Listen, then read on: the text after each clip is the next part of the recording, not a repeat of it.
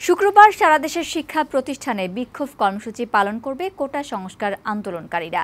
সংসদে সুরাহা না হওয়া পর্যন্ত আন্দোলন চালিয়ে যাবার ঘোষণা দিয়েছে তারা।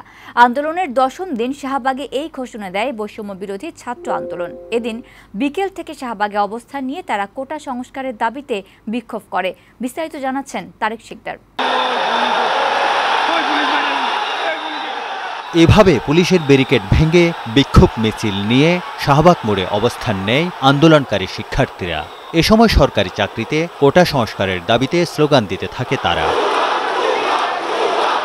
শিক্ষার্থীরা সড়কে অবস্থান নেয়ায় আশপাশে বন্ধ হয়ে যায় যান চলাচল। এদিন রাজধানীর বেশ কিছু গুরুত্বপূর্ণ পয়েন্টে অবস্থান নিয়ে বিক্ষোভ করে শিক্ষার্থীরা।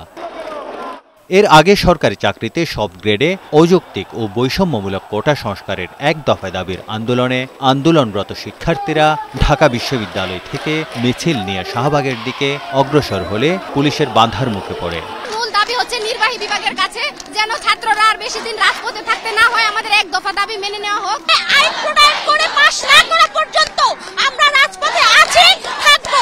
জনদুর্ভোগ সৃষ্টি হয় এমন কর্মসূচি প্রতিরোধের ঘোষণা দিয়ে এদিন রাজধানীর বিভিন্ন পয়েন্টে ছিল পুলিশ, সাথে জলকামান আর সাজোয়া যান রাখা ছিল। তা উপেক্ষা করে শিক্ষার্থীরা রাস্তা দখলে নেয়। আদালত নয়, নির্বাহী বিভাগের কাছেই সমাধান চায় তারা। তাদের দাবি কোটা বাতিল নয়, কমিয়ে এনে যৌক্তিক পর্যায়ে নিয়ে আসা। আমাদের প্রস্তাব হচ্ছে যে এই দাবিটা রাখা হোক, সংবিধানে যে কথা বলা হয়েছে সেটা রাখা হোক। যতটুকু কোঠা সর্বনিম্ন যতটুকু বহাল রাখা যায় ততটুকু রেখে কোঠা একটা সমঝোতা করতে হবে। 5 ঘন্টা বিক্ষোভ কর্মসূচি পালন করার পর শিক্ষার্থীরা পরবর্তী কর্মসূচি ঘোষণা করে শাহবাগ ছাড়ে।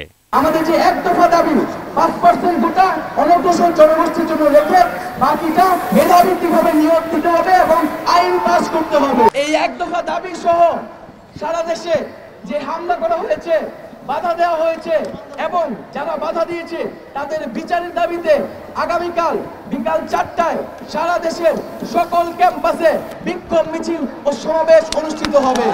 শিক্ষার্থীদের রাস্তা অবরোধের কারণে শাহবাগ সহ রাজধানীর বিভিন্ন গুরুত্বপূর্ণ স্থানে কয়েক ঘণ্টা যান চলাচল বন্ধ হয়ে যায়। যানজটে স্থবির হয়ে পড়ে রাজধানী। তারেক শিকদার, বৈশাখী সংবাদ, ঢাকা।